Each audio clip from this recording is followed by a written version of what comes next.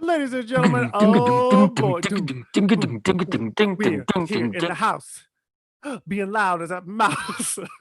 we, I love to start any live with just like a little bit of beatboxing. Thank you so Terrible much. beatbox. Ladies and gentlemen, oh boy, do we have a special episode for you today. You know him, you love him from ever heard of the television show Buffy the Vampire Slayer? I haven't. No one's ever screamed that to you on the street, I'm sure. Or Cabin in the Woods, the movie, or Tilda Swinton answers an ad on Craigslist, which I saw at Edinburgh Fringe Festival, mama. And I know you know this bitch from Instagram. Please welcome to the stage, Tom Lenk. Bow out. Thank the floor, thank the space, thank the audience, and thank yourself. Full dancer's bow. What do they say to you when you're supposed to bow? It's supposed to be my college theater professor used to say, think in your head, thank you so much for spending time with me. Is that what he said? Or she said, I'm usually just like, I'm uncomfortable in this moment. I'm exhausted and I appreciate what they're doing, but I can't handle the praise. It feels weird. I just want to, I don't want to be myself. That's what goes through my mind. Are you a theater person? Did you start in the theater? I'm going to hang up on you right now. Well, you're just so TV film, you just have so many TV film credit. I have a degree in theater from UCLA. I ran the local youth, the Camarillo Youth Theater in my hometown growing up. We didn't have a theater department at my school because the year before I got there in high school, the teacher had been fired for molesting students. So naturally, they just they didn't replace the teacher because California public schools in the 90s. Yay. No. Yeah, and I've even been on the Broadway. I was in Rock of Ages. I created the role of France here in Los Angeles before it went to Broadway, and then eventually I got to replace the person who replaced me. So why? I'm gonna spill all of. Okay. Yeah, spill it all. We're at a slumber party. Our feet are up. Look, Tim. I don't know if you have I think maybe your obsession with Alpha Buzz is unhealthy, and I've been watching and listening, and I'm concerned for your mental health. JK. But here's what I have to say. I have connection, I think, with at least 4 Alpha Buzz. One, most recently, Jenna Lee Green. We grew up in the same area in Ventura County, so we eventually, when I was in high school, I was playing trumpet in the orchestra for a production of Roar of the Grease Paint Smell of the Crowd that she was in, and I was almost asked her to my junior.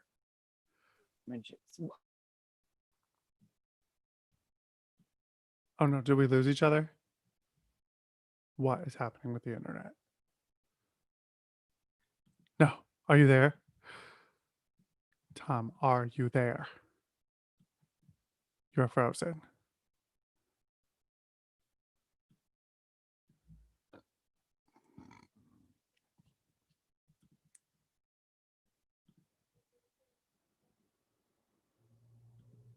We're gonna try to go live one more again. Somebody also said, see, he brings up he brings up oh shit. Now do I need to configure like a whole new? Will it go to your YouTube now? I don't know how the live. Okay, I think we're back. Yes, we're back. We're back in the live. Hello, everybody. Hello. Are we live on YouTube? Is it happening? We're live on YouTube. It is happening. Thank you, everyone, for dealing with our internet struggle. Somebody in the comments said he mentioned Tim's obsession with Alphabet, and look what happens. Yeah, all of the internet in Los Angeles shut down. Just shut down. You Okay, were about so to ask Jenna Lee Green to a dance. oh yeah, okay. So I was gonna ask her to a dance, but then I didn't. And then a couple years later, we did Guys and Dolls together, and I can't remember if it's when she booked the pilot of this Nickelodeon show or if it was the pilot of Sabrina. But there was a big hullabaloo because she might miss a performance, and you know when when there's those contracts where there's two equity people and it's basically glorified community theater. They don't have understudies, so we were all on pins and needles wondering if she would make it to the show. I think she did. Um, so we go way back. Nicole Parker and I go way back. Not way back, but we did a few years ago. We did a Scream unauthorized musical over at Rockwell together, and I'm just obsessed with her. Um, Eden Are Espinosa. you?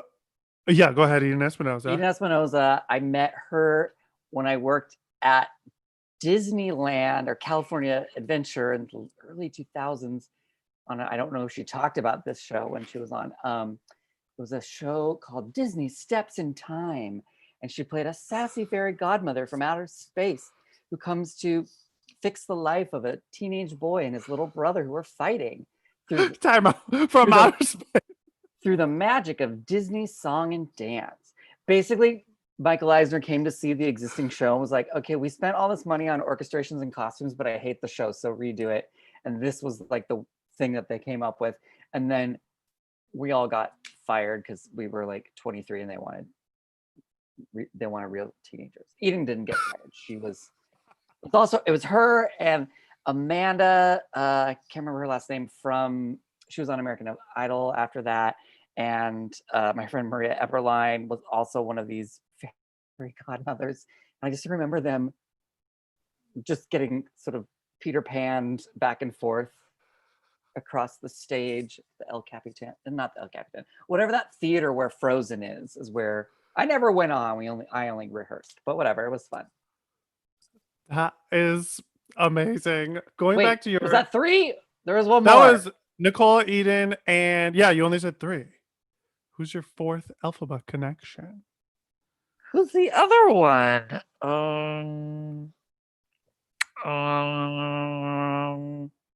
While you think about that, are you a Scream head? Like, were you obsessed with Scream before you did that parody? I haven't had an aversion to scary movies for a long time. I just can't separate. I don't like being scared for 2 hours.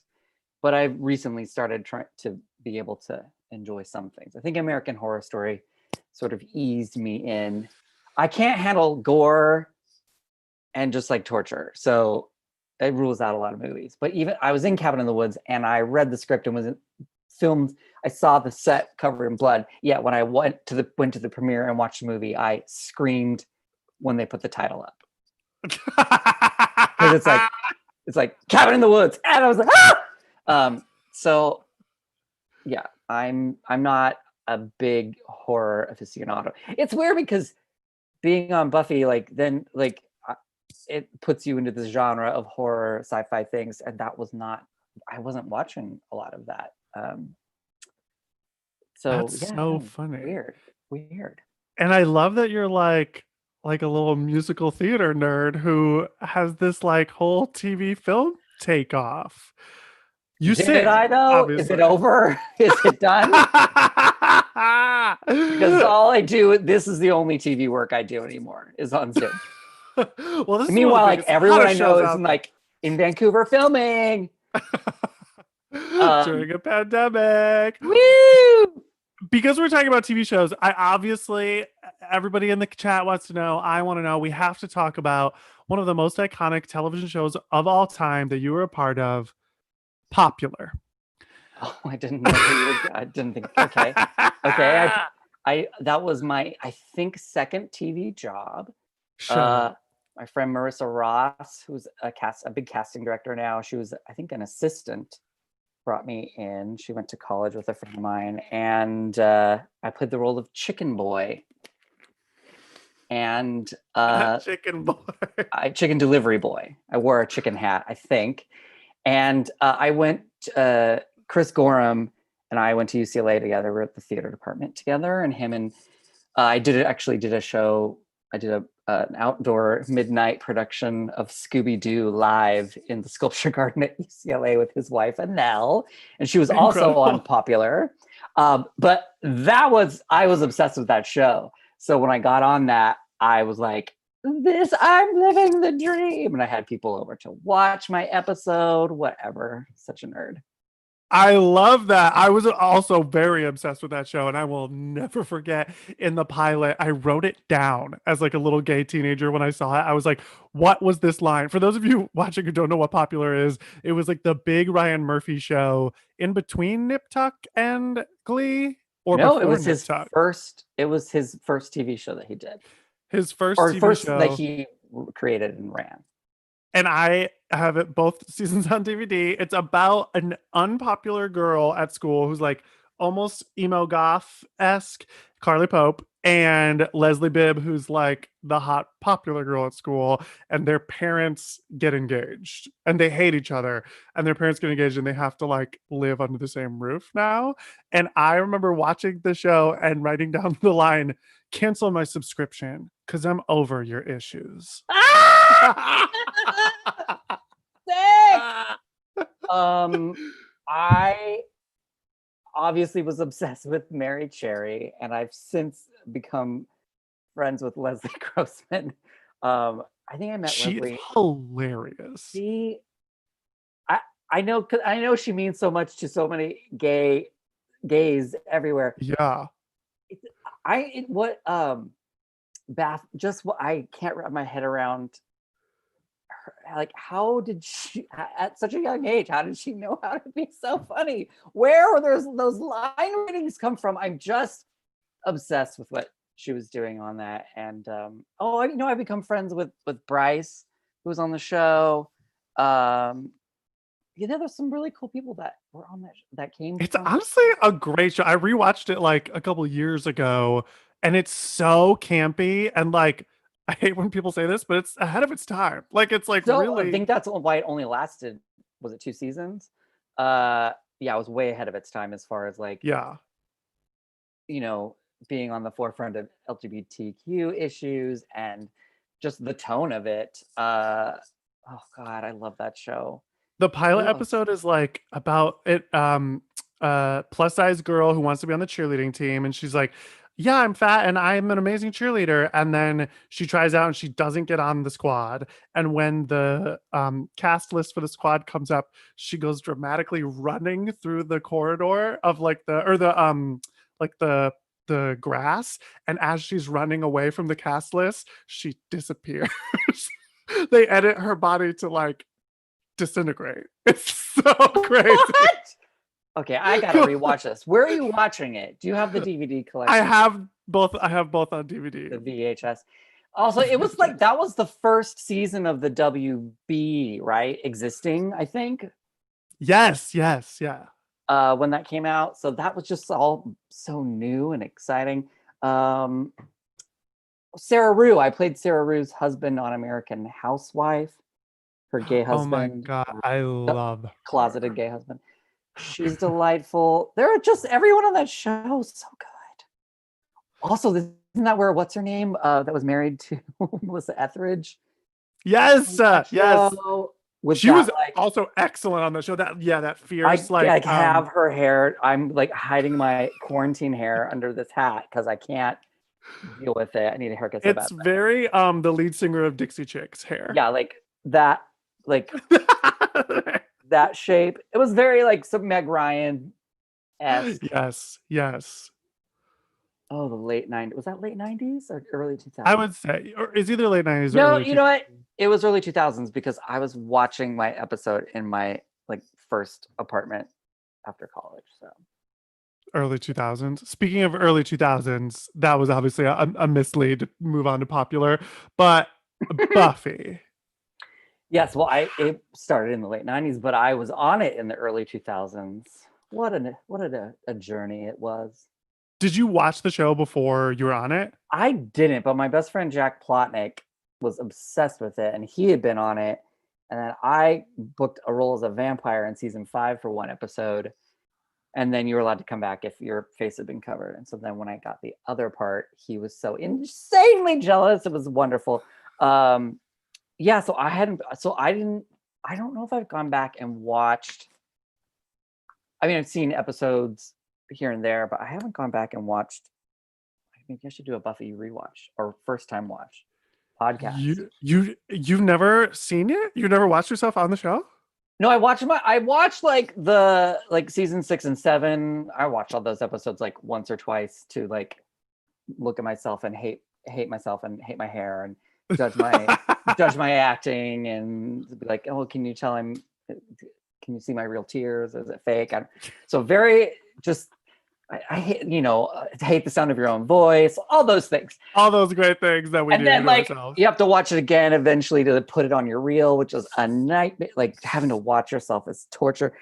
I mean, some people may love to watch themselves. I don't. So I've seen 6 and 7. I've seen a little bit of 5. The episode the body that I watched that. Everyone talks about that episode. It's just the most devastating episode in television history, maybe. Yeah.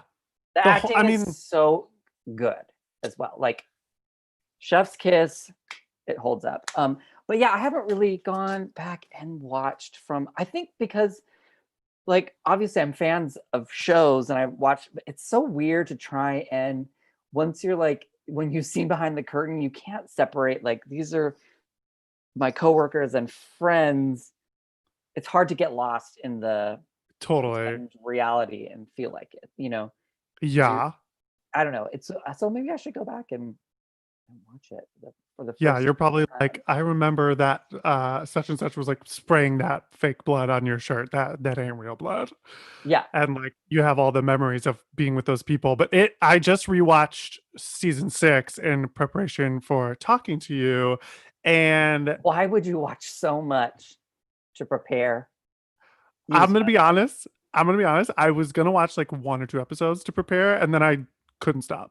It's so I was like a super fan of the show as like a gay teenager in Ohio, and then when you were on it, I moved to UPN, right? I went from WB to UPN, yeah.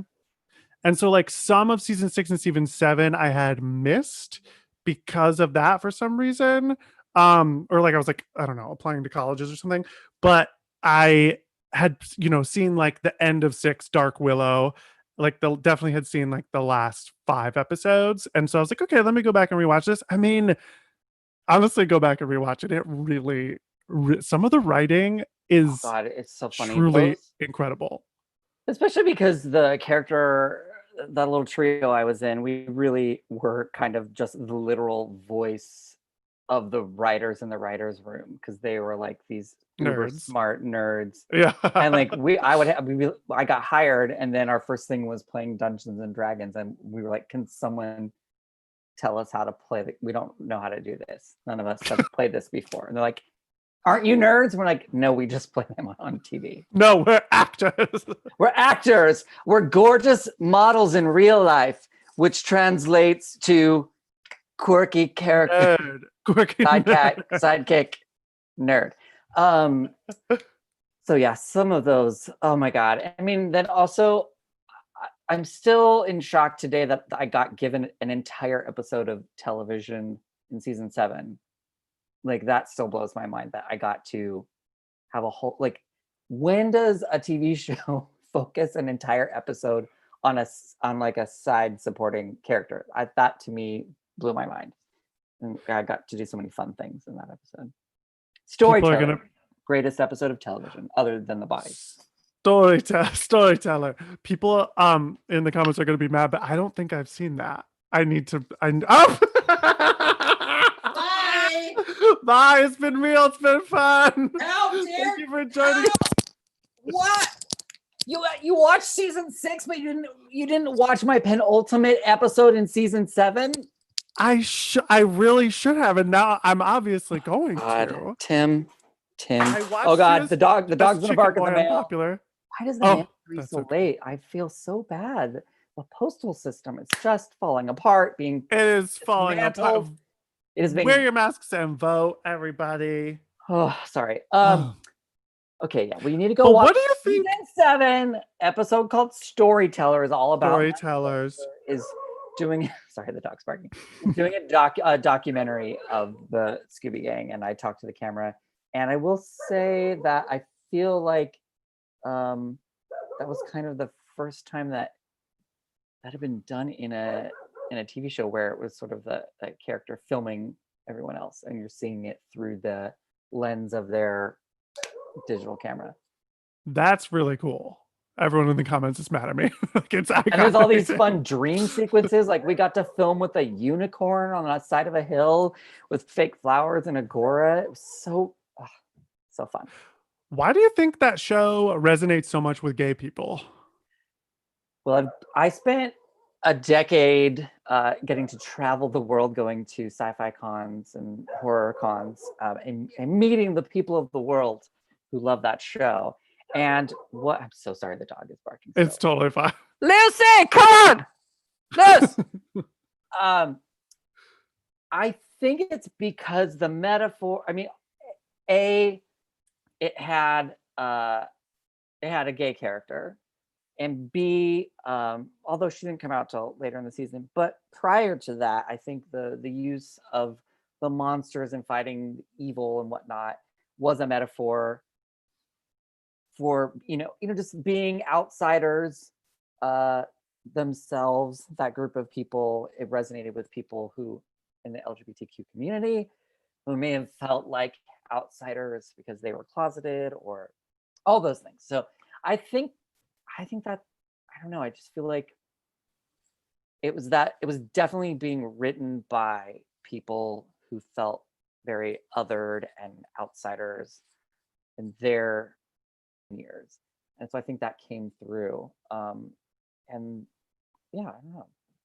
There's something in there's all of that. I felt watching it as, like, an 18-year-old, but also there's something in the style of it that I truly remember thinking, like, I've never seen anything like this before. Like, it was like gay, like the dialogue, the way that, like, a dramatic event would happen, and then Anna or Andrew or one of the characters would make light of it in the moment. I was like, oh, this is like gay comedy. Like, this is the Yeah, way that it was like the handle way ourselves. we grew up, Yeah. I'm assuming, but like using humor to deflect painful and awful situations. And I know, I mean, also coming from the creator, Joss, he's very, I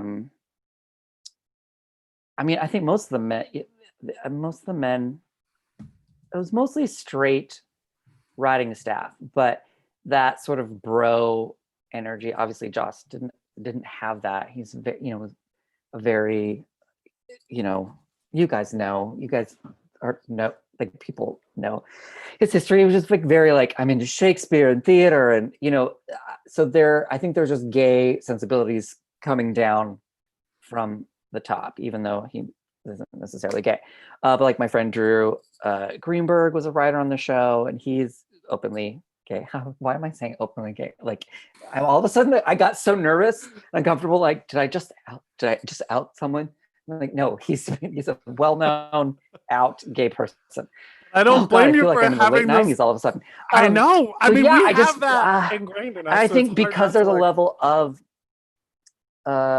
campiness to it, because it was very stylish and the hair and makeup was always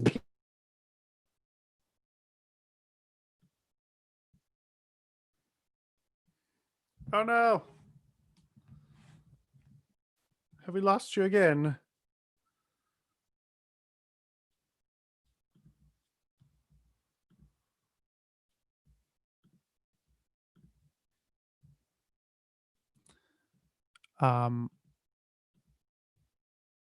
And I think we meeting are is now streaming live on custom live streaming now service. streaming live. I think we are back. We are back. Oh, thank Hello, God. Sorry, you guys. I everyone. think there's internet issues and Zoom issues. Again, We've Zoom's got crashed. we've got Can we have a cancel different solution? cancel my subscription because I'm over your issues. Wow. That was a callback. That's what we call in the biz, a callback. I'll call back. Sorry, what I was gonna say about the gayness Buffy vibe was there was that level of camp to it, but I think people think that's an insulting word, and here's why it's not. I think all that toxic masculinity bullshit that's happening, people like, with like the Batman and Dark Knight, people love to insult the like the campier Batman movies that were directed by Joel Schumacher. And they say like, those movies were horrible because they were so campy. And a lot of like gay people like found their gayness through those movies, and they were campy. Yeah, that's also, they were fun and comic book like and had humor to them and style and stylish. So I'm sorry you think that's such a bad thing, and that now Batman movies have to look like war movies and be super violent and talk like this, like, and have COVID infections. So I think when I say there's a level of camp to the show, I say that in a very loving queer studies type of way. Very queer studies type of way. Yeah, I fucking love camp. I want everything that I watch to have like camp. I think it's I think that's a very theatrical thing. I think it's a very theater thing for something to have basically cuz like I mean it's hard to define camp, but it's kind of just like a heightened comedic sensibility on something. Well, in last season, the last Met Gala thing, the theme was camp, Right. and they based on this essay from the 60s about what the term camp meant. And so I read that, and it was interesting to like look and see there's a couple different meanings, like where something like what's the Faye Dunaway thing, mommy dearest, Yeah. where it was done in such it was a very serious project the way it was done, and it was so serious and misguided that then it becomes humorous after the fact. There's that version of camp, but then there's also camp like Liza Minnelli. She has both, like where there was a period where people were sort of laughing at her, not misfortune, but sort of like her, like she was super fabulous at one point, and she still is. What am I talking about? But also like in her cabaret, like the pinnacle of her career, there's still camp to it because she just can't.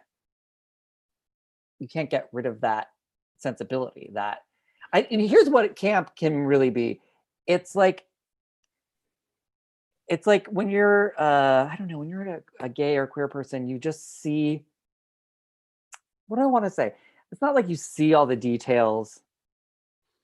You see, I don't want to say we have superpowers, but we see a little more. We're just a little more in tune with, we're a little more in touch with, like, do you know what I'm talking about? I can't I say know it. exactly what you mean. If I can try it, tell me if this is on board with what you're trying to say. It's like we can tell when something is performative, when something because we had to live that way for Yes. closeted for so long. So when something lives outside of like the heteronormative circle, we feel it. We recognize it right away. We're like, that is, and like that's what Liza Minnelli was. Like that's what you're saying is like she grew up the child of one of the most famous movie stars in the world.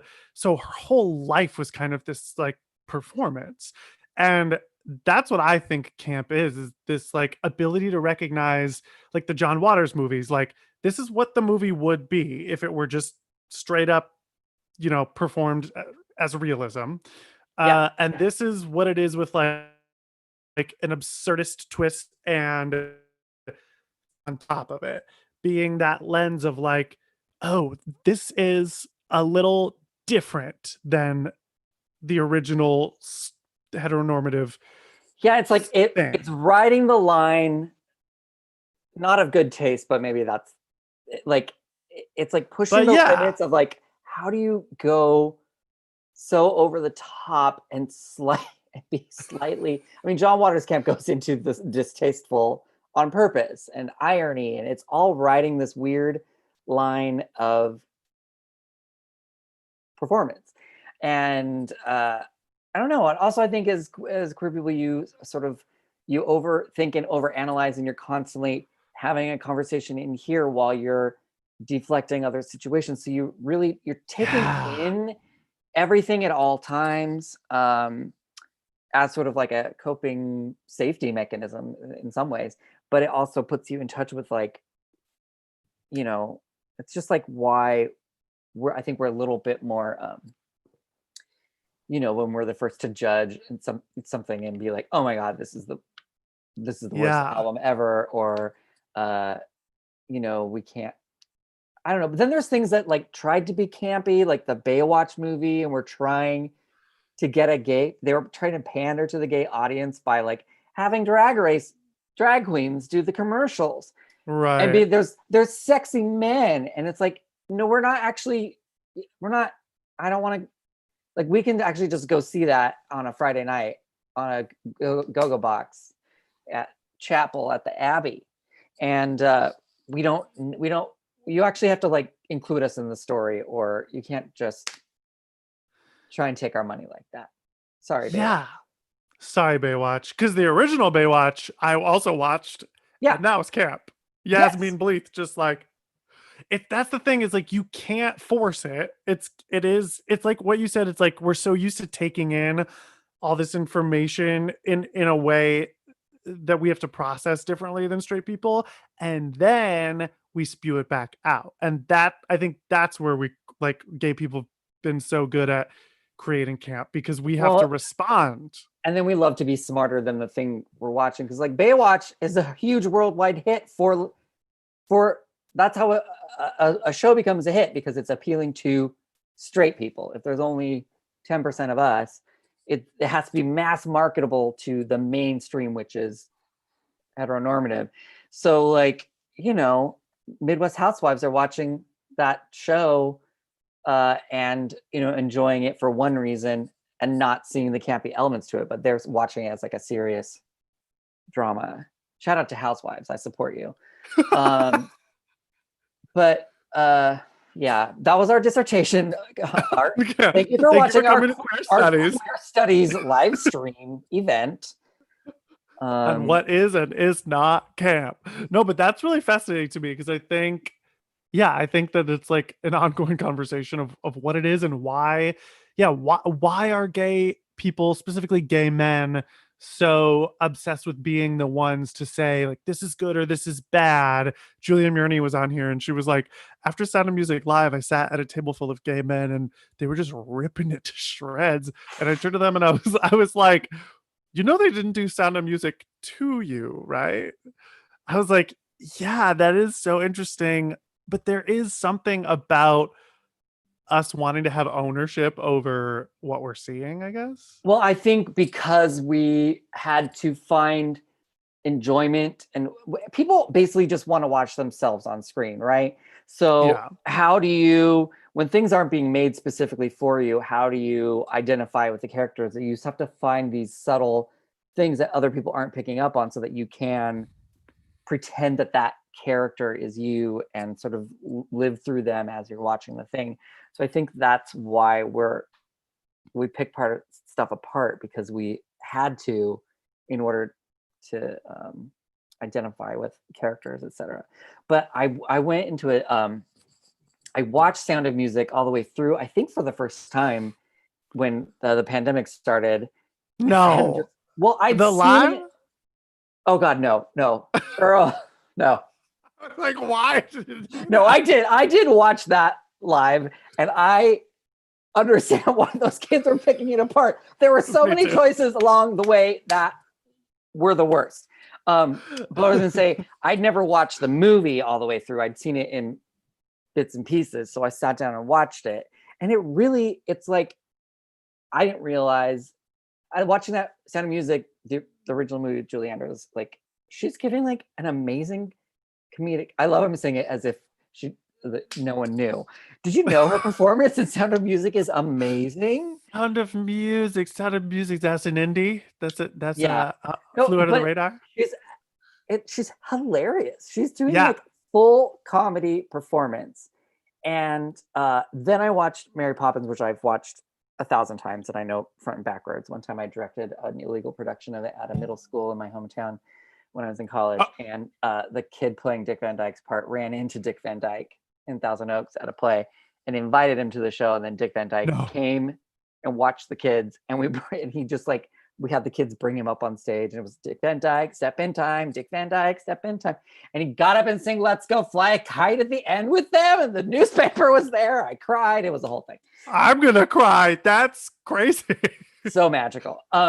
Anyway, so after watching Sound of Music and Mary Poppins, I just like was doing a deep dive on Julie Andrews and reading about how Mary Poppins was her first movie that she ever did, and she was kind of learning as she went, which really goes to show you like anybody can act on. You don't need like you could either have like amazing training and study with the best and practice, or you can do none of that and just fall into it and just learn along the way, and the results are equal because the camera, guess what, the camera can't see your training. Again, welcome to now we've transitioned to acting masterclass.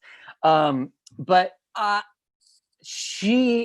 sorry, this was a roundabout way to get to Julie Andrews.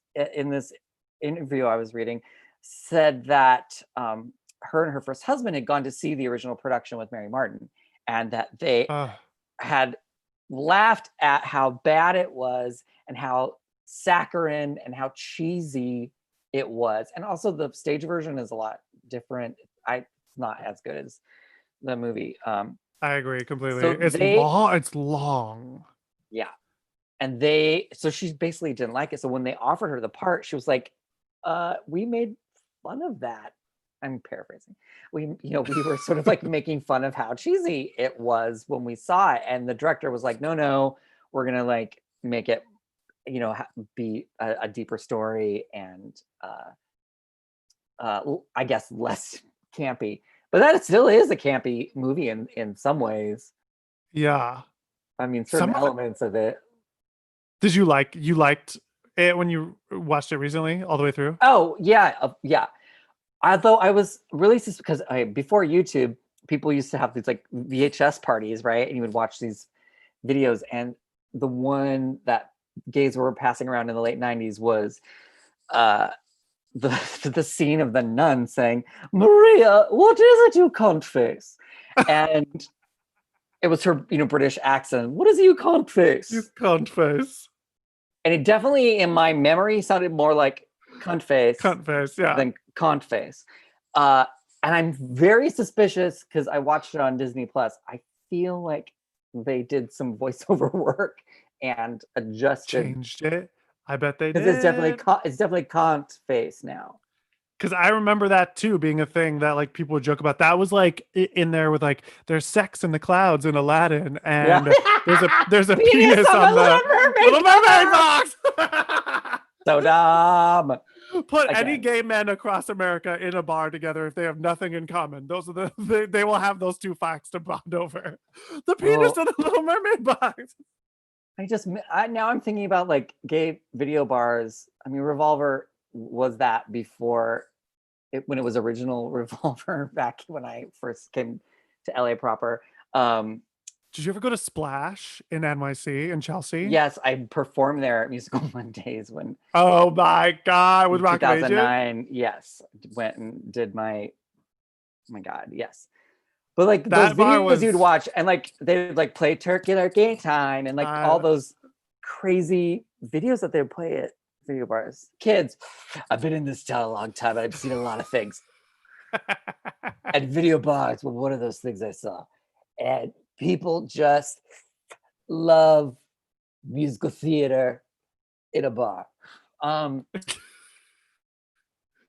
was I gonna say? There's still a video. No! Oh, here we go. Are we okay? Did I freeze? You froze for a second, but you're back. In Palm Springs is a video bar? Yeah. They've kind of redone it, but it's like full-on classic. Like they hand out tambourines so you can like sing along. And is it fun? That sounds fun.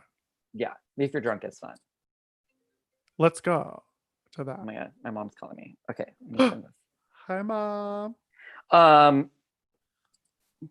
I feel like I had Uh, other thoughts, but now I can't remember what I was going to say.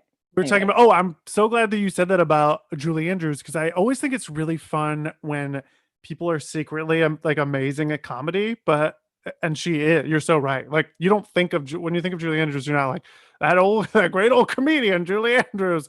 no, but But she when is, and even in Mary Poppins, she's so stern, but there's like the skill to like have a stern, seemingly cold character who's underneath it is like very warm and very caring, and has these like little winks and nods at being funny and sly humor. It's just that is so great. And also to bring it all back, I think another huge reason why Buffy was so successful, because in my rewatch, I was like, damn, how do you find so many actors that have that comedic timing?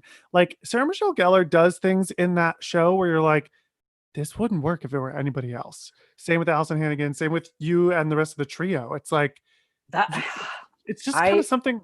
Go ahead. I think that, and I think why the projects that like the TV show that that Sarah did with Robin Williams was, and people, I think people didn't think of her the same way they don't think of Julie Andrews as a comedian, but for some reason she is able to like devour material in like she can like look at it, memorize it, and then say it back perfectly in the perfect rhythm so quickly. The pacing, and I'm sure that comes from growing up doing soap operas and just being a child performer and all of that. But yeah, I just the lines that she says on Buffy wouldn't work with just any old dramatic actor. I think there is a skill behind being able to deliver those lines. I think it's such an underrated skill too. Like I think it really is one of those things where like if someone isn't, to me it's like singing. Like if someone's not a good singer, like you know you're like, "Oh, okay, this is happening." When someone isn't good at comedic pacing, if I'm sitting in the audience I'm like, "Oh, I see it the same way." I'm like, this isn't working." But for whatever reason, everybody doesn't have that same eye of it. Like everyone can tell if someone's a bad singer. Not everyone can uh see when someone's comedy, like when someone just like doesn't have comedy Well, bones. then, and I think that's why in the world of musical theater, priority has been given to these like insane voices that are alien. Like you shouldn't be able to sing like Right. that eight Right. times a week. Um, and I think, yeah, I think that's why musical theater actors get a bad rap, because there are so many that have these amazing voices, and big majority of musical theater is musical comedy, and a lot of them you can just see them saying the lines, delivering them the way they were told, and that's froze. Just always say it that way. There's sometimes it's a little um, lifeless. It doesn't have that. Yeah. There's like Was like a Sutton Foster has that thing, like, oh, she yes. an amazing Yes. voice, but she also can deliver the comedy. And like, how do you learn that? Like, I think you have to be a funny person too. Also, what are the rules? Am I allowed to say I'm an actor comedian because I do funny stuff? Like Lucille Ball wasn't a stand-up comic, right? But are comedians and comics the same thing? Or are they different? Like, are you allowed to say if you specialize in doing funny performances, are you a comedian? What are the rules? I would call you a comedian if that's what you're asking. I Are you a think, comedian? You're also a stand-up comic. but that's new for me in the last like 2 years. So, but that was a big. Here's my rule with it. Here's what I think the rule should I'm be. even afraid to say that I'm funny, because That's what it is. as soon as you label it, it's like, oh And really? there's a lot expected of you. It's I like how think I was watching with Trixie and Katya, and they were talking about you don't get to call it when the mask for mask and hung for hung. Like they were saying, you don't get to say you're hung. Like I'll decide if you're hung or yeah, not. I'll tell you. I'll tell You you. So just put the inches or feet, put the measurement down, because you don't get to decide that. So I feel Yeah, like you don't tell me. when you say you're hung, you're definitely not. And so like if you say you're funny, are you definitely not funny? So that's why I'm always even if in a bio to write actor comedian, because I'm afraid people will be like, oh, he's definitely not funny. That's what I think it is. I think that's my rule with it is if you are willing to call yourself a comedian, if you're willing to put yourself through the way people react to that, honey, you're a comedian. Like I feel like you don't have to be up telling jokes and fucking Acme NoHo doing 5 minutes of stand up. Like anytime you tell another person you're a comedian, they're suddenly looking at you in a specific way. They're And like, very often the make me layperson is laugh. like, tell me a joke. Yeah, make me laugh.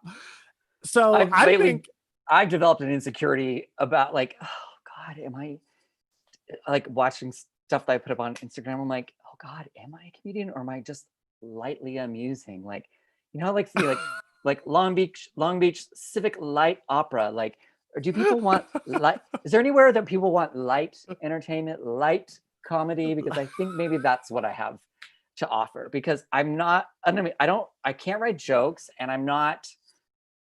Don't you sometimes wish, like, I wish I had Chelsea Handler personality and just could be a bitch and not care about it. Not that she's a bitch. She's yes. just like, she doesn't But that's the brand. Yeah. care what, she does whatever she wants because she doesn't care what people think of her. I think. I mean, I think maybe. So anyway, we've turned into therapy. I apologize. Hold on. Which we love therapy. I I'm glad you brought that up because I think that is something I've been thinking about and working on a lot during this time where we're sitting around alone all fucking day. And it is like it is a mind over matter thing, and we just have to I don't know, keep telling ourselves that we are that thing that we want to see. We can you can be whatever version of Chelsea Handler you want to be. I have been so inspired looking at your Instagram and seeing how funny you are on there and what you're able to put out into the world. And when I started doing stand up, I was like very intimidated by everyone. And just like you're saying, like, what is a comedian? What is the idea of comedy? Does it have to be this like Don Rickles, like set up, punchline? Because to me, that's not really that funny. Like, I don't really laugh at that stuff, but like seeing you take items from around your house and create that into something that is paying homage and parodying an image, to me, that's joke writing. Like that is the kind of thing I, that I think is funny. well, You know that's what I sweet of mean? you. Thank you. That's sweet of you to say. And you know, also when I watch stand-up comics, when it's that style that's just like, yeah, so I was doing laundry, and then a joke punchline. Anyway, I went to Yosemite the other. It's like Yeah. that to me. Again, I feel like it is. Again, you're creating comedy for the mass market, I guess.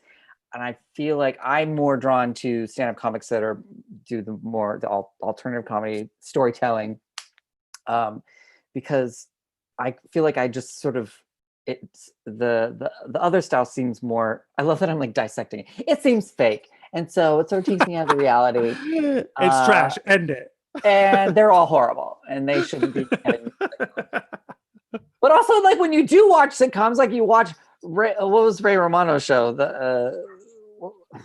Parenthood. Just kidding. Everybody loves Raymond. There we go. Like, do you remember watching that or shows like that and being like, it's weird because there's these other actors acting, and then there's this one person who just sort of says lines. Yeah. You know what I'm saying? Yes, it's like a built-in cast around a stand-up set. And it's like they don't have to try as hard or something. I don't know, but I yearn to be like that. I yearn to not. Going back to Chelsea Handler, I feel like the reason she do that, she doesn't have the anxiety that most of us do about what people are thinking and what she's putting it out there. And I think that's hard.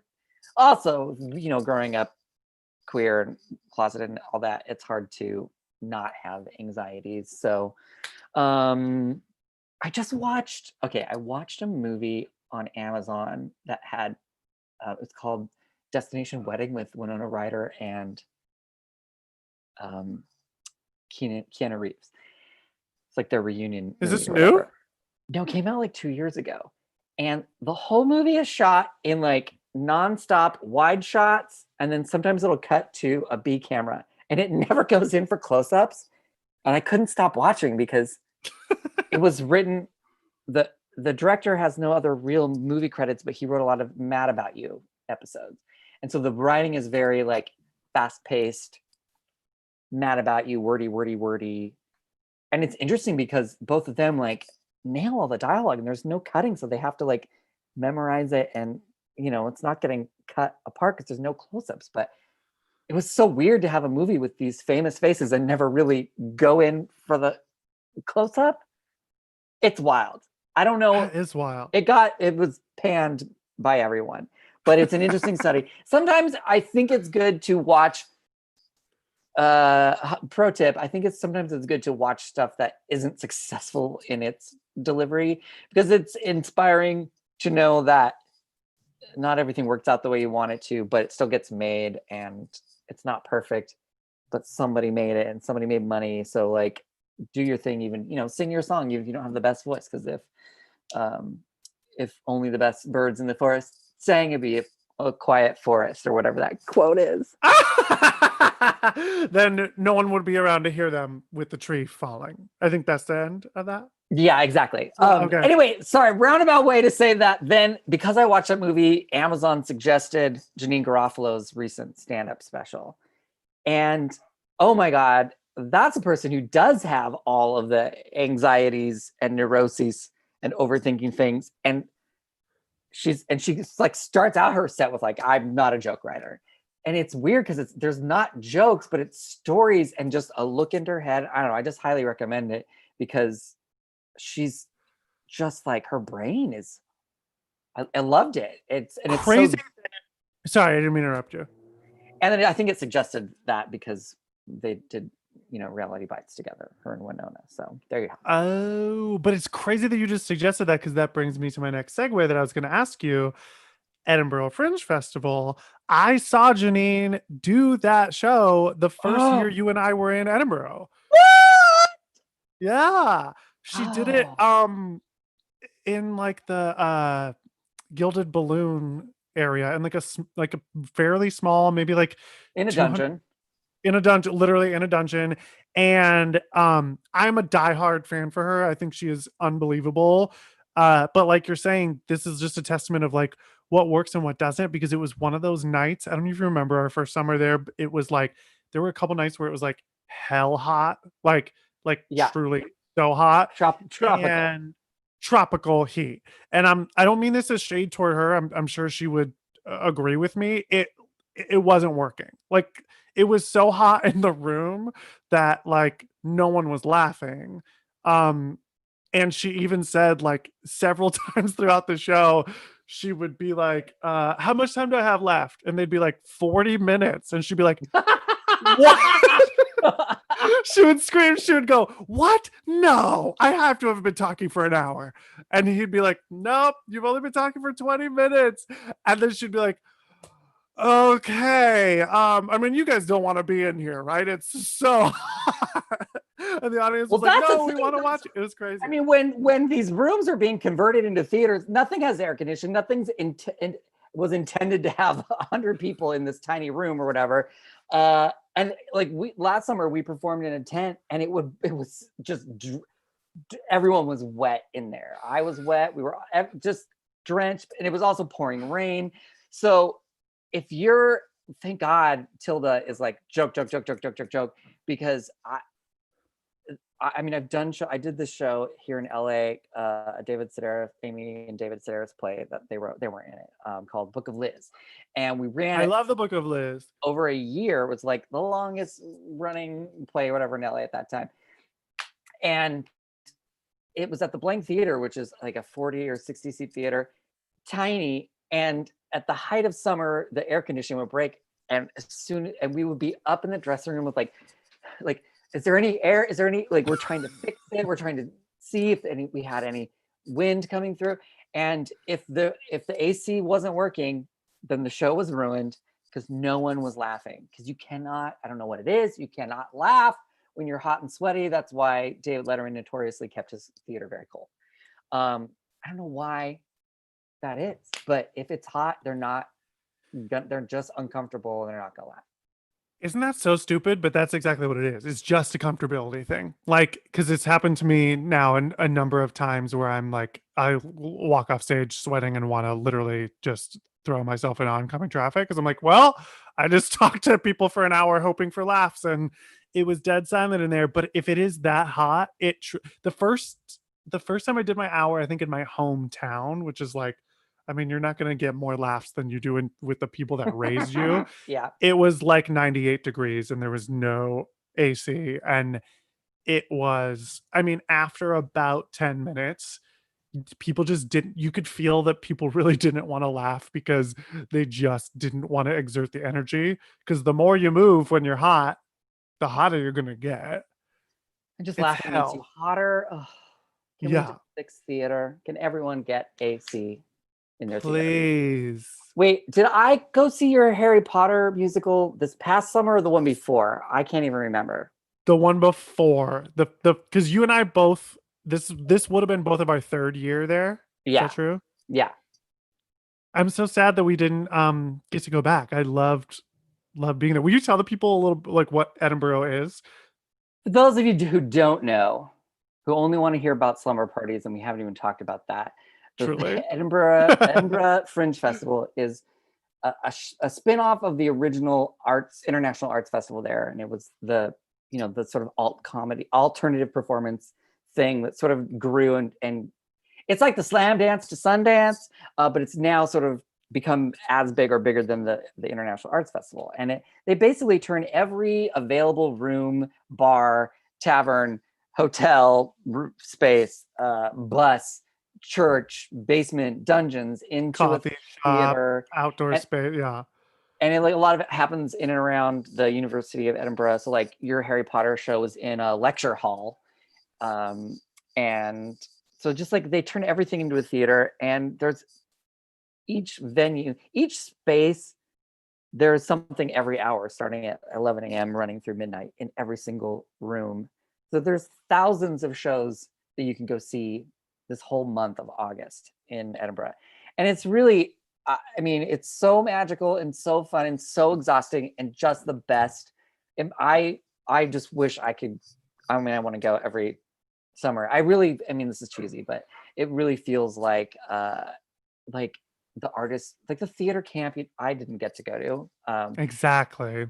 And it's just like, oh, if I could do this every August, then I don't mind being dead inside the rest of the year and going to auditions and not getting parts, because it just like really charges your artist batteries, so to Fills speak. you up. Like, Yeah, I ugh, agree. gross. I hate But myself for saying that. it's so true. It's like really like the first time I went, I was like, this feels like the first time that you walk through New York City and you see like a bunch of billboards for Broadway shows, but they're all small independent shows that are just like kind of just the kernel of someone's idea right now, that don't have a huge budget, and then mix that with your first week of college, and then mix that with the, like you're saying, the theater camp that you always wanted to go to. It's fucking awesome.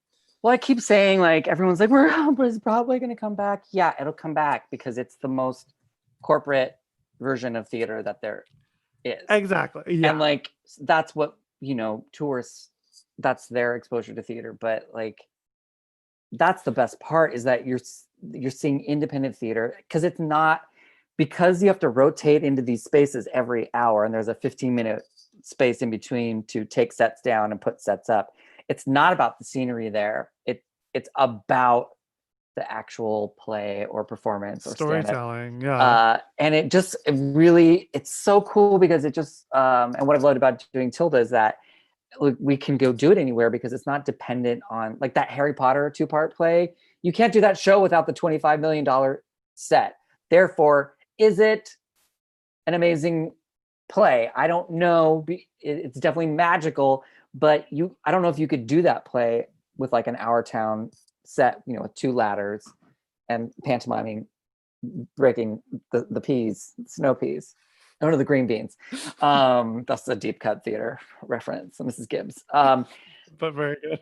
Uh, Paul M in the comments has a question for you. do it.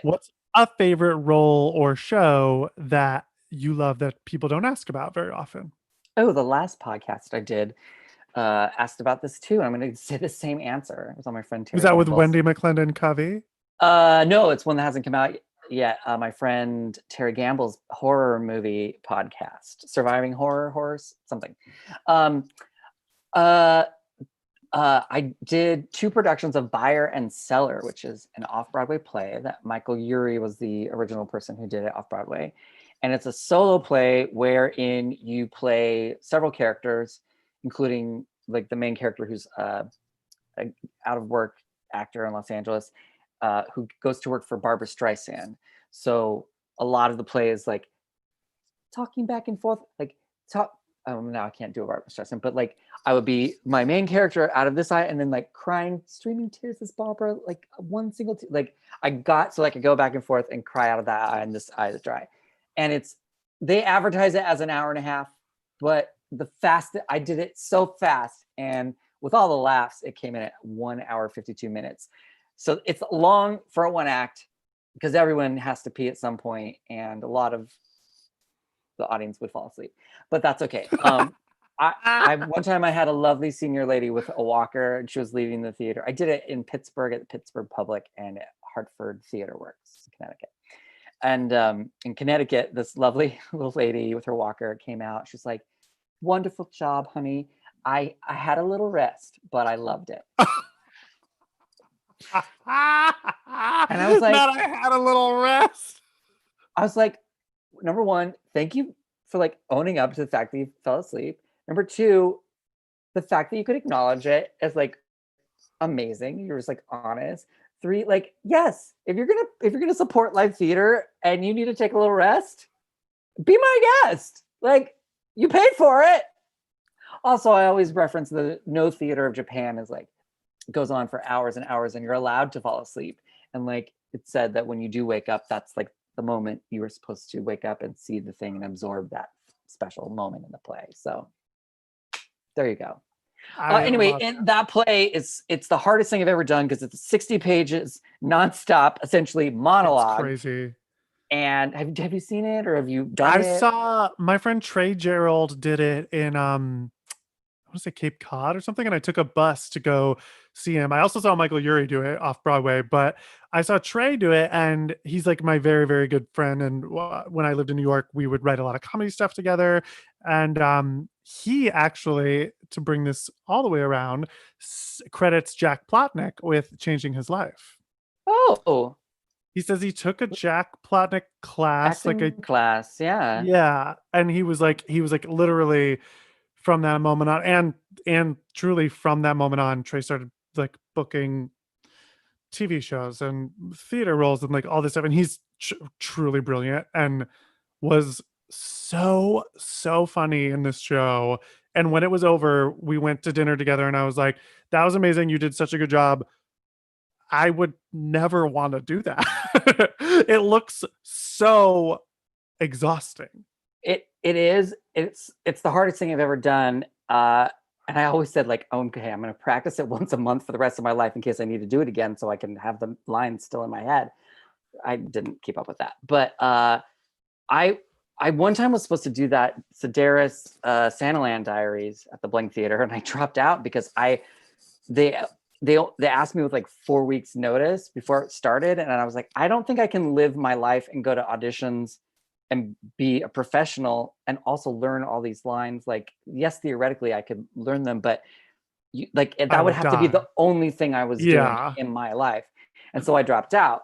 So when my friend Don Stevenson, who I shared a dressing room with at Rock of Ages in New York, he was directing it in Pittsburgh, and he was like, I want to do this with someone I know, because it it it's It's a such lot a of big. one-on-one time with somebody. Yeah, and Yeah. like if you don't get along with the person, Yeah.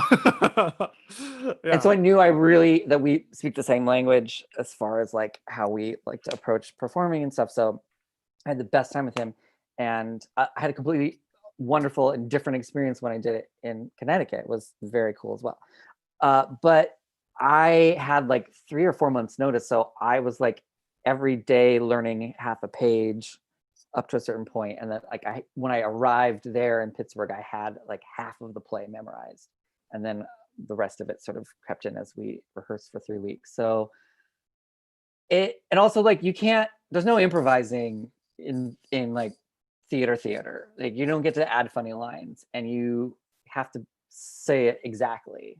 And like I only messed up a few times and was able to like add in the thing that I forgot, you know.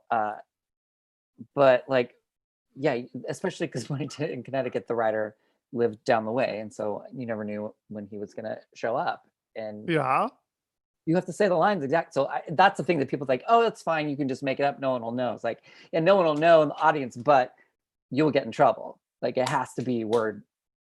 I mean, yeah, word perfect. You're not supposed to change any of the ands, these, or buts. So that's Also, the with a show challenge. like that, it would be easy to get lost. Like if you start to improvise, it would be so hard for my brain to remember. Like, what the hell's the next? And also, you're not Where going do to I? come up with something funnier than that script is so Right. funny. For those of you Right. who don't know, it's in real life, Barbara Streisand built a mini shopping mall in the basement of her barn in her Malibu compound.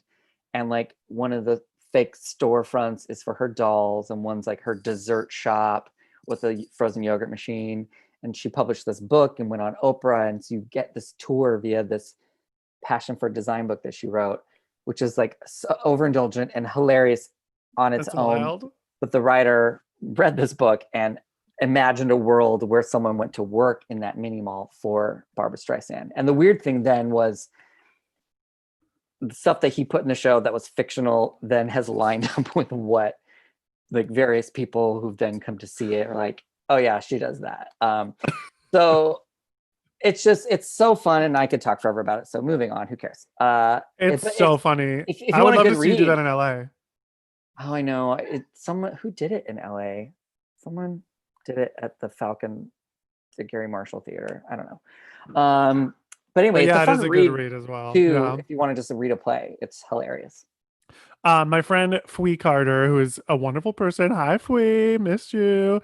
He asks, so we were talking about how you don't like horror movies, but what do you think of this new genre of movies? Like he's referencing this movie Anna and the Apocalypse, which is a zombie musical Christmas movie. There's been a new surge of comedy horror movies. What do you think of those? I'm just like too classy for that kind of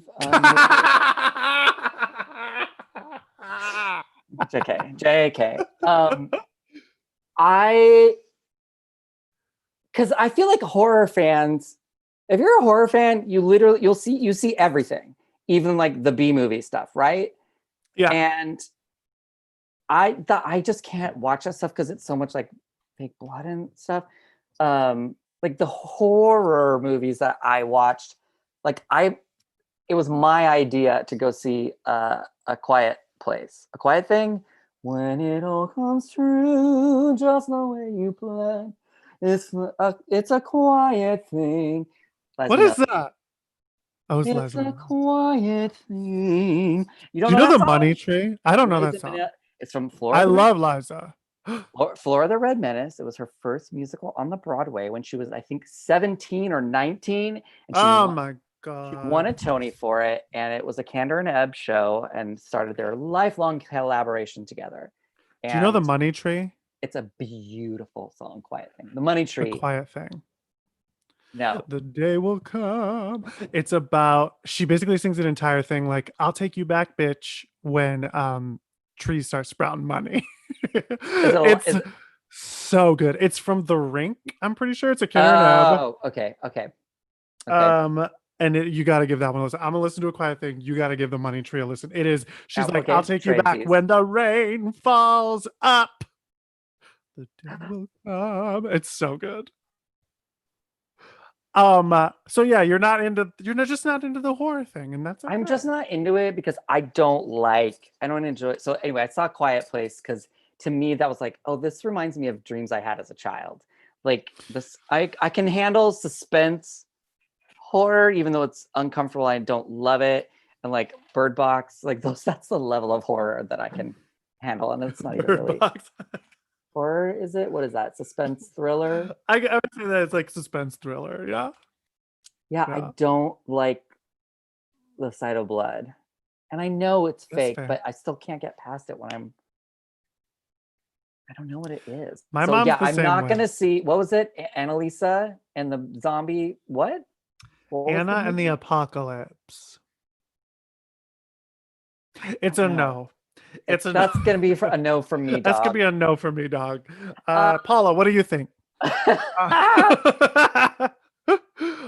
I think it's that time of the podcast we like to call, wait, let's have fun. This is where we're oh, gonna play because the some. rest of it wasn't fun. Wait, I forgot to ask you, what were your slumber parties like growing up?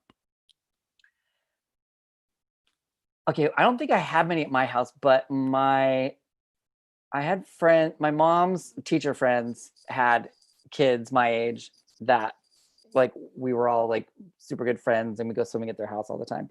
And but her and the other mom was a public school teacher, but her kids she would send them to private school because the Catholic school because I don't know the public school wasn't good enough. Um, but in some way, like in my town, it seemed like the naughty kids went to the private school, even though it was the richer, fancier place to go to. Anyway, so my friend Steven was like a little in touch with like he was a little bit older than me with sort of like he would do naughty things, and I was like perfect angel child but also like straight boys and wanting to play army and the dirt and stuff. And but I also love getting in trouble. he had a sister who was so basically me and the sister would play Barbie dolls. Basically that's what would happen. So I would go to hang out with him, but then sidetracked with a strawberry shortcake playtime. I loved strawberry shortcake. Strawberry shortcake and rainbow bright. Honey, I couldn't decide. Every one day I was one, the next day I was the the next, scent. and then I would be Samantha American Girl doll. Okay, we lost me an American Girl doll, but occasionally, do you ever just like be walking somewhere and you'll get the waft of a strawberry shortcake doll, not the dessert, but like the specific aroma of the fake strawberry smell that was inserted into the doll. Like it'll just hit you every once in a while. You're like, how is that a natural scent? What chemical is that? It's wild. Anyway, so my friends even would have slumber parties, and I have a very specific memory, and this also relates to horror movies because I went to, I think in 6th grade, went to a summer party at his house, and they had a game room, and like we would like sleep under the pool table or sleep. No one was sleeping, but we stayed up, and like they had a VCR, a Betamax, before anyone else did, so we got to watch movies, and we watched this animated thing called The Family Dog, which I think it was a Spielberg thing. It was like the funniest thing I'd ever seen. And then we watched Slumber Party Massacre Part 2, I believe. And it was terrifying. I should not have watched it. I was a little immature and a little too young to be watching it. And I mean, I could be making this up, but one of the bad guy, had like an electric guitar with a drill bit on the end of it. And so he'd play the guitar and murder you with the drill bit. No, not with music. That's horrible. And maybe someone don't murder me with music or like in the garbage disposal. I don't know if anyone can quickly Google Summer Party Massacre Part 2. Someone in the comments tell me, but I've never heard of this movie. This sounds and it terrified me. I couldn't sleep for days. And there was boobies, and I hadn't seen those, and that it was all a nightmare. It was horrible, and I did not like it. That shit will fuck you up. That is maybe when my aversion to horror films started. It all started at slumber parties. My cousin Brett saw a movie growing up where a crocodile came up through the pipes and he didn't poop for 2 weeks. He was scared. That's a legitimate fear. Yeah, I don't like that. I think there was a snake recently came up someone's toilet. I saw on the internet, and I was like, "Why did I click on that? It's gonna haunt me." A rat came up my toilet in New York City. Absolutely no, thank you. Please, Mm-hmm. you found it in the toilet. I found it in the toilet and I was like, there's a dead rat in the toilet. And so I called the exterminator and I was like, did this rat climb in to my apartment and then jump up on the toilet and fall in? He goes, oh, no, no. Rats, even though they're huge like this one, they can squish their bodies down and right up through the pipes because their bodies are really malleable. But how can they survive in the water in the pipes that long? I guess they can hold their breath for a really long time too. They're mutants and they will destroy us all. Anyway. Anyway, are you ready for our first slumber party game? Oh yeah, hold on, wait. Can you stall for a minute? I'm gonna trap the dog in the house or she stops barking. Yes. Hold on. Trap the dog. Trap the dog. Oh. Thank you guys so much for joining us. We have an answer to the slumber party question. Thank you, Paul. IMDb describes the Slumber Party Massacre 2 villain as a supernatural rockabilly driller killer. Okay, that honestly is really scary. A supernatural rockabilly. What? Tell me in the comments if you know what rockabilly is, because All that's gonna. happening. I do have They we shorts on it, while just- you were gone, Tom, we got the answer in the comments, and it's the villain is a supernatural rockabilly driller killer. driller killer is Driller. so disgusting. So I disgusting. don't like that. Do you remember these? Okay, so I don't. Yes, I just did a recording of a Crucible camp play with Justin Sayer that comes out on Friday, and that thingy is the thing that makes the girls witches or whatever. Or Shut up! I love that. the whole plot device. Justin is a super genius. Speaking of camp and horror and comedy, and Yeah, oh, he writes a new play every like 3 weeks now, and I hate it. it's wild, and I mean, they're I love it, always but amazing. I'm like so jealous. Okay. I know he really is just churning them out. Everybody watch that on Friday. Wait, So was it on Friday or does it come out next week?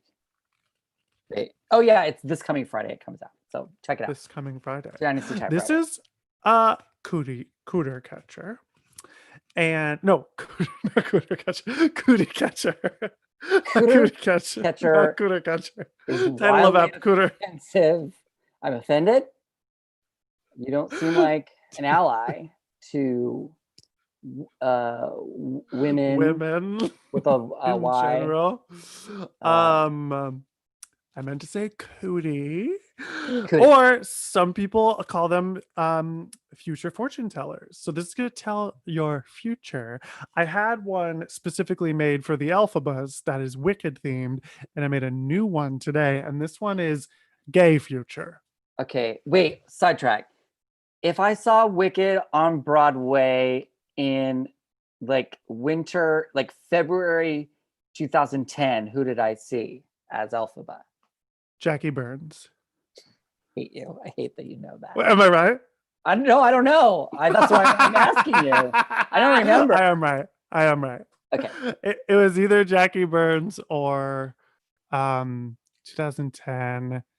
It almost certainly was Jackie Burns because she's the Wilhelmine Verkayak, who is. Do you know about this woman? She's this German woman who did it in Germany and then did it in 4 other languages across the world. And then they brought her to Broadway, and her voice is ridiculous. She is so good. Okay. And she's done it in 5 languages. Anyway, but you probably would have remembered that. I think it was probably Jackie Burns, who I love. Yes, I do have a sickness. No, I will not get treatment for it. Okay. Good to know. Pick a color, and I'm going to tell you your future. Yellow. YELLOW. Pick a number: 2, 7, 6, or 3. 6. 1, 2, 3, 4, 5, 6. Pick a number: 2, 7, 6, or 3. 3.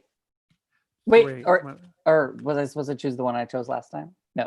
No, it doesn't matter. No, okay, 3. 3.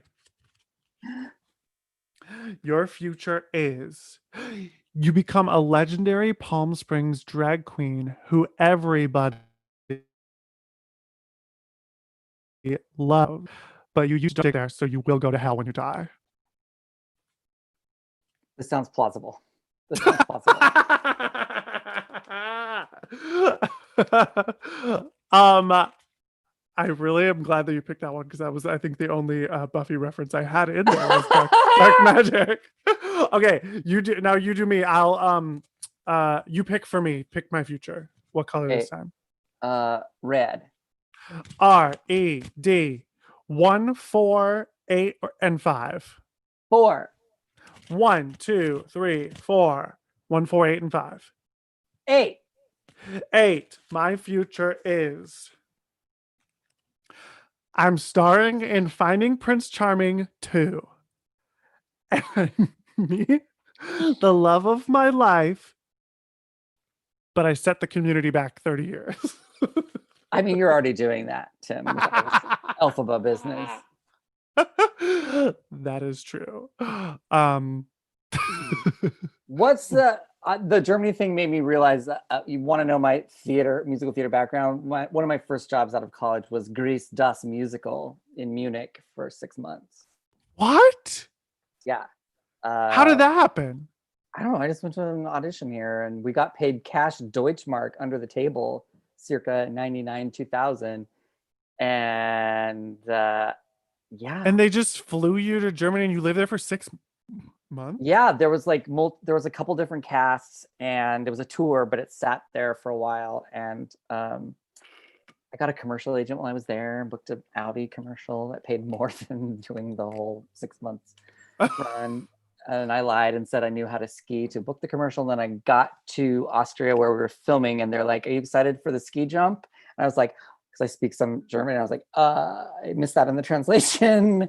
And then they're like, JK, we have a stunt double for you. But I only booked it because ski jumpers are like 5'5" and under. So like the cost, I'm 5'8"-ish, 5'7" sometimes. And the costume barely fit me. Like I was popping out of it. So that's Grease Das Musical.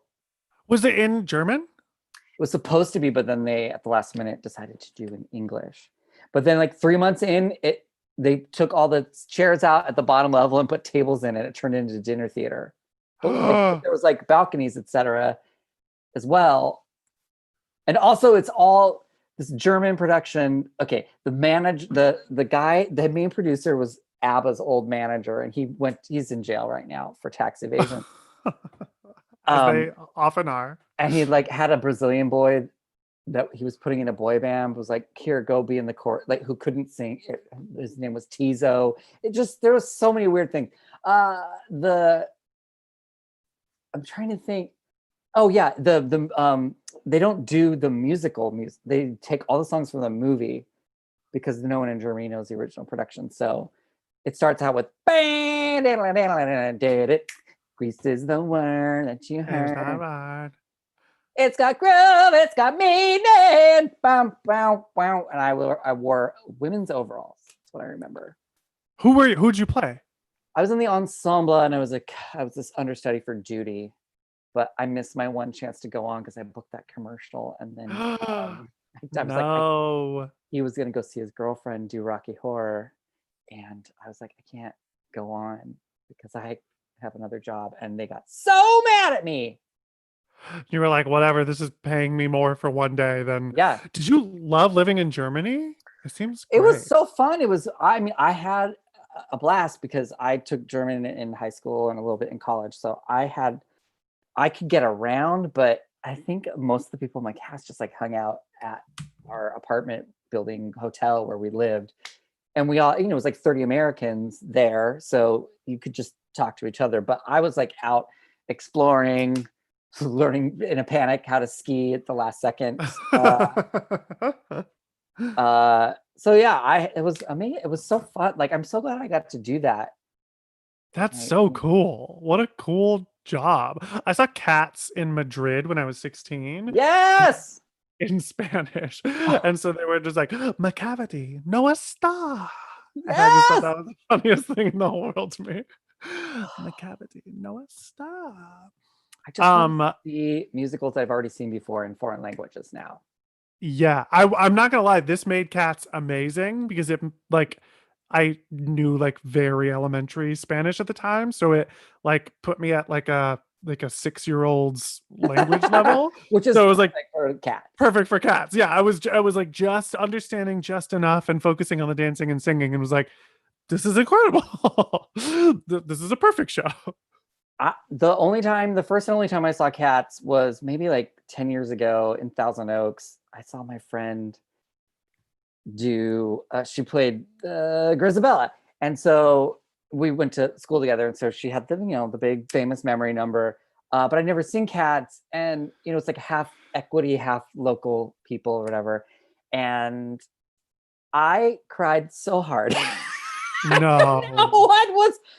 It was like watching a movie on an airplane. I was so moved by dance. The end of Act 1, where they're doing all the dancing for like 10 minutes nonstop. I was just like, I just had like such a moment. I don't know why it really hit me. And then my friend's singing Memory, and she's getting murdered, going off to the kitty. Do you know the heavy set? Because I've been writing a show called Cat, where it's a spoof of Cats, and I play all the actors don't show up, so I have to play all the cats. Okay, I can't wait for this. Yeah, that was what I was going to work on for the next Fringe. But oh my god, we've written all the songs, but I haven't written the script yet. But what was I saying? You were crying at cats. Your friend was singing Memory. Oh, so I was just looking up the history of cats, and they're like up, up, up to the heavy side lair. Oh, bum, bum, bum. I thought they were saying lair, like a cat. I imagined that it was a cat's lair. Yeah, like a evil lair. That's what I think it is. Yeah, layer, like LAIR, layer. It's up to the heavy side layer, which is a layer of the atmosphere. And whatever the science of the time when those poems came out, it was like had been a recent discovery about the different levels of the atmosphere.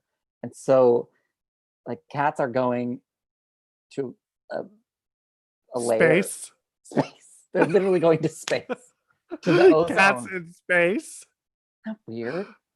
That is weird. And also that show, Andrew Lloyd Webber just wrote it as like something to be sung in his living room as like a song cycle. And then someone was like, I think you got something here. And then he went and did it at like a festival. And then they're like, oh, we can't figure out, like, we need one hit song. And then T.S. Eliot Widow handed him an unpublished poem that's the inspiration for Memory. And then Trevor Nunn wrote the lyrics or something. I don't know. I'm not great at remembering details or accuracy, so you could Google that. But it's something like that. I was in London for 4 days in January, and I'm not kidding. The day I arrived, obviously so tired flying from here, took a nap, woke up for a nap, went to a restaurant. The first like human being I saw in London, Andrew Lloyd Webber. he was like sitting at the table next to me, and I just kept looking at him being like, this isn't real, right? Like, you don't just like that's just a guy that looks like Andrew Lloyd Webber. But I was like, then I just kept looking at him. I was like, no, that's him. No, there's only one human Muppet that looks like Andrew Lloyd Webber. That's him. Wow. Isn't that wild? I was like, this is like probably what a lot of like theater nerds think is what happens when you come to London the first you're just living 8 hours that you're the there. Dream. Yeah, I was just living the dream. I went to London and back to Edinburgh over the holidays. That was my last trip I took. Because I wanted to do all the stuff I didn't get to do because I had to leave a little bit early this past summer. And God, I love the UK and the holidays. So magical. I want to go back so bad. I know. I really hope we get to go back to Edinburgh. That would be so fun.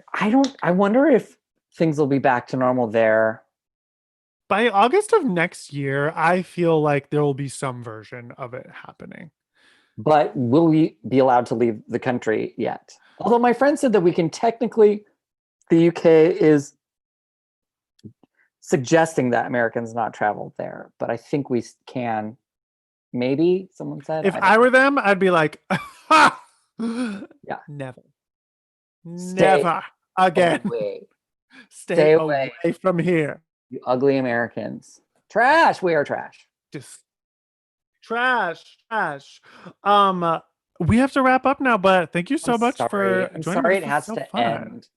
I'm sorry it has to end too. I hope we can go to that Palm Springs video bar for real. Oh yeah. Wait, do you have a boyfriend? Are we allowed to talk about that? Yeah. Yeah. Okay, so you'll be moving to Palm Springs soon. So because once you get a boyfriend, you might as well just move out of like what's the point of being here in LA? There's no point anymore. Yeah, Um really. yeah, no, we should do like one of those caftan weekends and go to I the would love I've only been to Palm Springs one time, and it was for, say it with me, a comedy festival. And it was in a hellish, like basement, like banquet of a hotel. Huge. The only thing worse than a hot room is like a giant room with a small number of people watching you. And that a was the only giant time I've room with gone. a room that is the large capacity room that is in opposition of the small number of humans in the room is my greatest fear of performance. And that's what I had in Scotland this summer when I did my solo show. I had a room that was way too big and fancy for a show called Trash. So I feel your pain and I'm So we sending my need to sympathies. we need to go back to Palm Springs and do a caftan time of it. Yeah. Because my one experience there was dark. It was Created just darkness. It was dark created memories. darkness.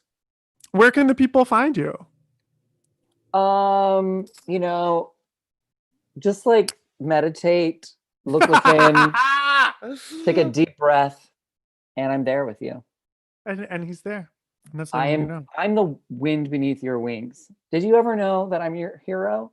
I You can find me at Tommy Lenk on Instagram or at Tom Lenk on Twitter. I should have kept it the same thing, but for whatever reason, that's where That's I'm okay. at. Should I All be on mine were different. TikTok? I don't know. You're on TikTok. I am on TikTok, I but I'm follow not you. really doing anything because it's so stressful. I can't It's like so I didn't stressful. go to social media school. I went to theater school and Mhm. I'm already having to learn how to be my own lighting designer, editor, camera person. Do I have to know one more thing? I already conquered one social media platform. Do I have to do all of them? Bitch, did you see the announcement today that they're remaking She's All That with a TikTok star? No. we'll end we'll end it there. We'll Humanity's end it. over. It's By the way, over. okay, wait. By the way, I have to tell you that I discovered Amanda Bynes and cast her as Molly the orphan in my production of Annie that I directed in high school What? when I was 16 at the youth theater. It was the first play. I didn't discover her, but it was the first play or first musical she'd done. Wild. I tell you, What? I've Was that truly before lived. the Amanda show? Before This is She's when All she was That? like 5 years old. I mean, all So that? so then she, like a couple years later, she started going to auditions and booked, yeah. But she's That all that is is the soccer one, right? With Amanda Bynes. no, that's Oh, based I on just made it 12th weird. Night. I just That's made it weird. no, I love that you brought up Amanda. Anytime someone wants to bring, no one's Oh, ever brought up Amanda Bynes. she's the Freddie man. Prince, She's the man. she's the man. She's the man is the soccer one with Channing Tatum and Amanda Bynes. There we go. She's all that is the one with the glasses, and then they take the glasses off, and now she's gorgeous. Oh, it just happened. It just happened. She's all that. I What a don't want. I weird. have to What Clark a, Kent it because I don't want you to be too drawn to me. yeah, Also, my basement would flood. Amanda Bynes was in the Thousand Oaks production of Secret Garden opposite Jenna Lee Green. Shut up. See, it all. I think. No, wait, it could be somebody else. Maybe it was the other girl from Annie. I'm gonna Google that. I'm gonna reach out. I'm gonna text Jenna. I need to know that. I think it was Amanda. My Anyway, there you go. There you go. There you go. You can find me at tmurray06. If you want to support this podcast, head on over to my Patreon. Cough up some dough. Cough up some dough. Tom, thank you so much. This was so fun. What a treat to Oh, have human interaction today. I mean, really, all day I was truly just sitting around being like, I can't wait to talk to him I so I just don't could I don't know talk to how to someone. have a conversation in person though. I'm gonna have to work on that because I could We'll not work on it in our caftans. I also have a like an hour limit of mask hanging out in the world because you just can't even It's too much. I need to yeah. Anyway, this has been an honor and a privilege and a pleasure. It's been so much fun, and we'll see you all on the flip side. You'll see us in Palm Springs wearing caftans. Amen. Bye. Bye. Okay.